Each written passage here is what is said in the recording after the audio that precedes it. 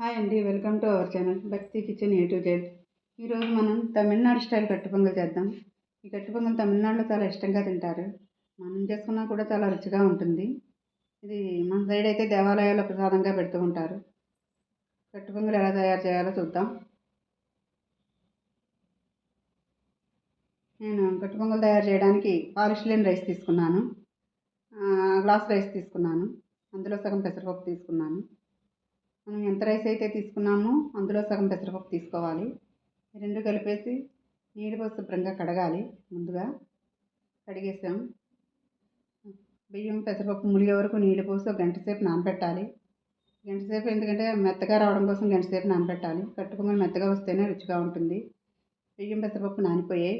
ఇప్పుడు ఈ రెండు కుక్కర్లో వేసేసాం. మనం ఏ గ్లాస్తో అయితే రైస్ తీసుకున్నామో ఆ గ్లాస్తో 4 గ్లాసులు నీళ్ళు పోయాలి. సాల్ట్ కూడా ఇప్పుడే వేసేయాలి, తర్వాత వేస్తే కలవదు. సాల్ట్ వేసేసాం. మూత పెట్టేసి స్టవ్ వెలిగించి స్టవ్ పైన పెట్టి 4 విజిల్స్ రానివ్వాలి. ఇప్పుడు మనం కట్టు పొంగల్ తయారు చేయడానికి కావాల్సిన పోపు పదార్థాలు చూద్దాం.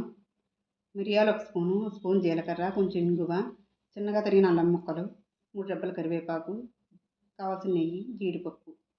స్టవ్ వెలిగించి కడాయి స్టవ్ మీద పెట్టి వేడెక్కిన తర్వాత 3 స్పూన్లు నెయ్యి వేయాలి.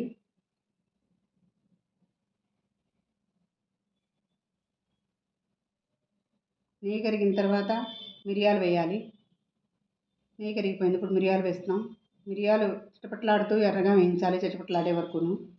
మిరియాలు వేయించేటప్పుడు కొంచెం దూరంగా ఉండి వేయించాలి, లేకపోతే చిట్లితే మొహం మీద పడతాయి. మిరియాలు పడంగా ఇష్టం లేని వాళ్ళు దంచుకుని కూడా వేసుకోవచ్చు. దంచుకుంటే మొహం మీద పడే ప్రాబ్లం ఉండదు. మిరియాలు వేగిపోయాయి. ఇప్పుడు అల్లం ముక్కలు వేస్తున్నాం. అల్లం ముక్కలు కూడా బాగా కొంచెం ఘాటు దిగే వరకు ఎర్రగా వేయించాలి.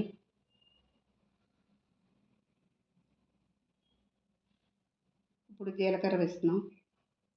జీలకర్ర కూడా ఎర్రగా వేయించాలి.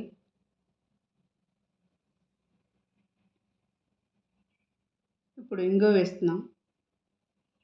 కొద్దిగా వేయాలి ఇంగువ, ఎక్కువ వేయకూడదు. ఇంగువ వేస్తున్నాం.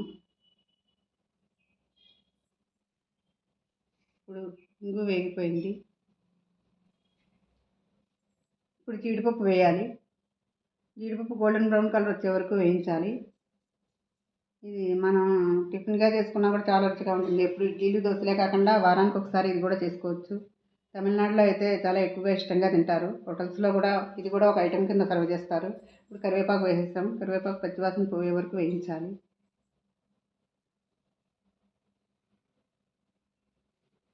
పోపు వేగిపోయింది. స్టవ్ కట్టేద్దాం. ఇందాక రైస్ పెసరపప్పు ఉడకబెట్టుకున్నాం కదా, ఈ పోపు అందులో వేసేసి బాగా కలపాలి.